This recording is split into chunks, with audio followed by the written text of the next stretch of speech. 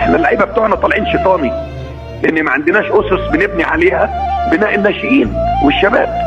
كل واحد حسب هواه، والاكاديميات خلاص خدت اماكن الشوارع، والولد اللي عايز يلعب كوره يدفع فلوس، واللي معهوش فلوس يقعد في البيت وممكن يكون هو الموهوب، واللي عمال يدفع ما بيعرفش يشوط كوره ولا يعرف يبصي كوره.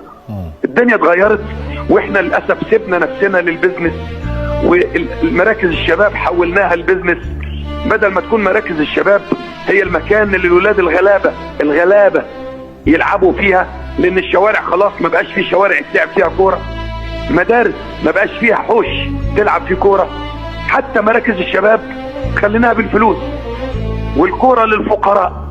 ومعظم اللي بيبقوا لعيبه كوره بيبقى من البدايه 90% منهم فقراء. انت خليت الفقير بيتفرج من ورا السور ويعيط عايز يلعب ومش عارف. وعمالين نعمل في ملاعب ترتان قد كده، والانديه تعمل اكاديميات. الولد راح يلعب في النادي، تلاقي الاداره بتقول له لا خش على الاكاديميه. يا اخي انا عايز العب في النادي، لا ادفع 1000 جنيه وخش. يا عم معيش 1000 جنيه، انا عايز العب كوره. لا مفيش، روح خلاص. كابتن خد يا الامر. انت مبسوط من الكلام اللي بيقوله كابتن؟ طبعا شايفه مظبوط، كلام زي الفل. يعني الراجل كابتن رضا بيحط بتفاهم إيده. معاك يعني يا كابتن؟ لا بيحط